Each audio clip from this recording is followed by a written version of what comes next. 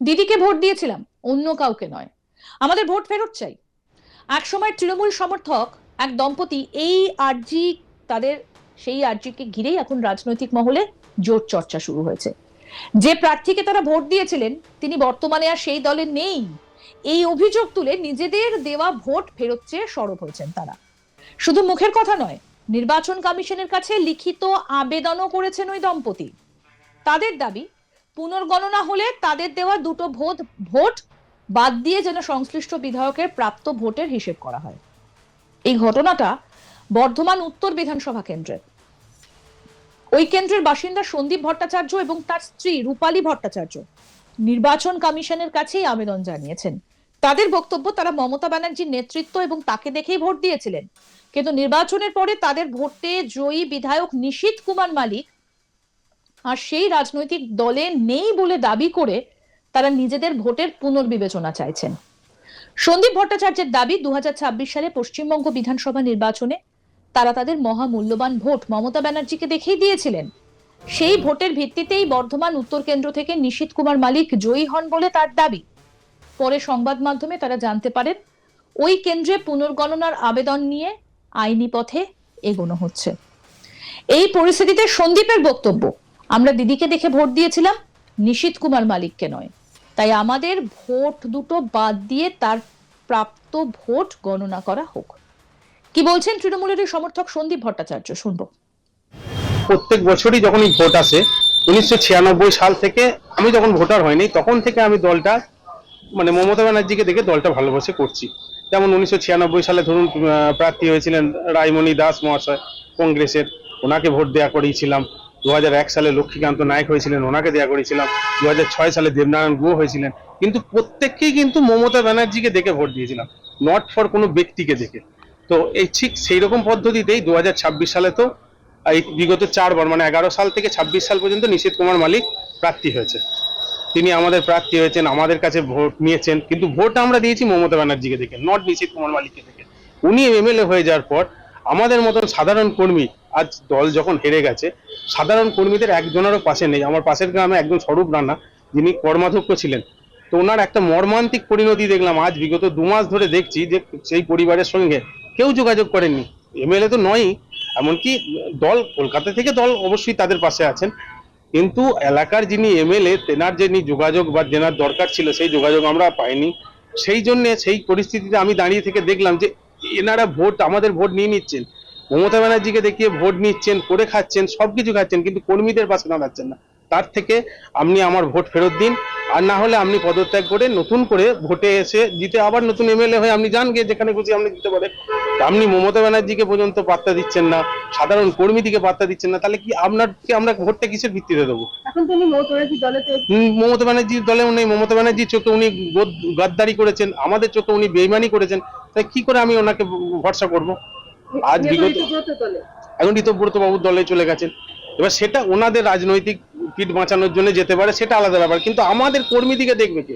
আমরা এলাকায় যারা যে কর্মীরা, আমি আমি আক্রান্ত নই, আমার সঙ্গে হয়তো কোনো কারোরই কোনো সেরকম প্রবলেমও নেই, কোনো কিছুই নেই, আক্রান্ত আমি হয় নাই, কিন্তু আমি তো আমার পাশাপাশি গ্রামের যে ছেলেরা আজ দেখতে পাচ্ছি যারা চরমভাবে আক্রান্ত হচ্ছে, মানে তারা তাদের হয়তো বিকল্প দোষ করে রেখেছে, তার বিনিময়ে তারা আক্রান্ত হচ্ছে, কিন্তু তবুও তো তাদের নেতৃত্বের উচিত যে পাশে থাকা। সেই পাশে থাকছে না, তাহলে সেই আমি একটা সাধারণ ভোটার হিসাবে আমার মনে হয়েছে আমার ভোটটাকে নিয়ে উনি মিস ইউজ করার মতো অধিকার ওনার নেই। তাই আমি আমার ভোট ওনার কাছ থেকে ফেরত চেয়েছি নির্বাচন কমিশনের মাধ্যমে, মানে ডিএম ম্যাডামকে আমি চিঠি লিখেছিলাম যাতে আমার ভোট সামনের দিনে শুনেছিলাম উনি সঞ্জয় দাস হাইকোর্টের মাধ্যমে উনি রিগণনা হতে পারে, তো যদি আমার ভোটগুলোকে বাদ দিয়ে গণনা করা হয় তাহলে সেটা আমি চেয়েছিলাম। সেই জন্য আপনি নির্বাচন কমিশনকে জানিয়েছেন? একদম নির্বাচন কমিশন অর্থাৎ ডিএম বর্ধমান ডিস্ট্রিক্টের যিনি ডিএম ম্যাডাম, ওনাকে আমি বাই পোস্টে একটা চিঠি পাঠিয়েছি। সেই চিঠিটাই ফেসবুকে দিয়েছিলাম বলে আজকে হয়তো ভাইরাল হয়ে গেছে। সন্দীপ আরো অভিযোগ করেন, জয়ী হবার পর বিধায়ক কর্মীদের পাশে নেই। তার দাবি, ভোট পরবর্তী সময়ে তৃণমূল কর্মীদের ওপর নানা ধরনের অত্যাচারের ঘটনা ঘটেছে এবং তিনি নিজেও সমস্যার মুখে পড়েছেন।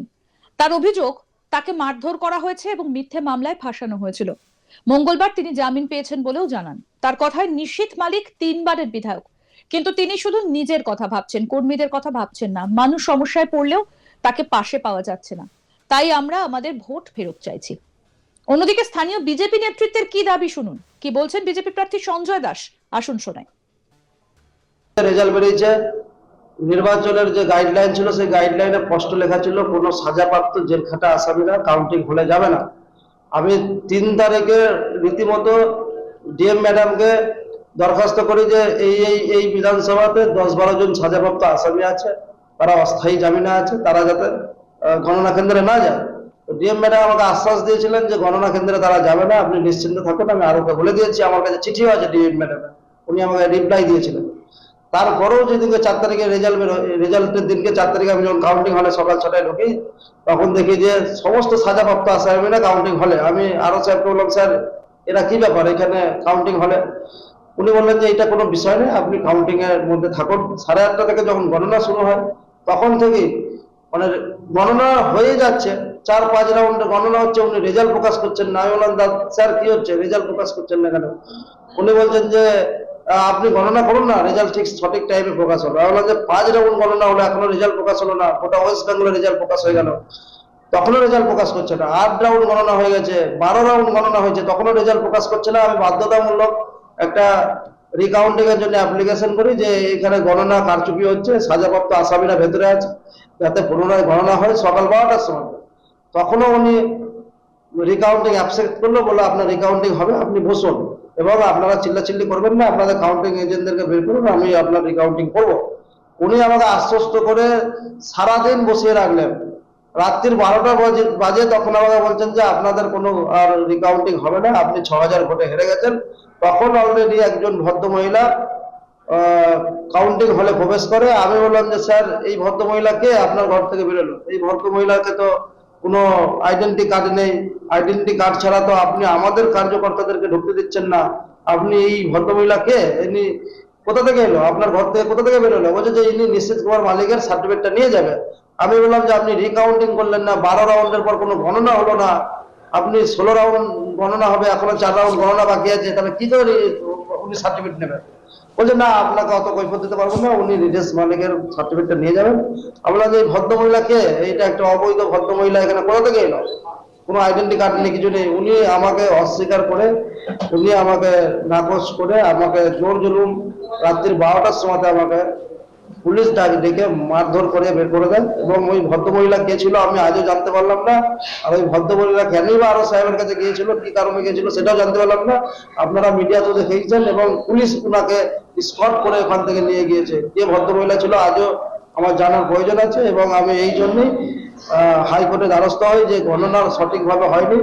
গণনা কেন্দ্রে সিসি ক্যামেরা ছিল, সেই সিসি ক্যামেরা তদন্ত করুন।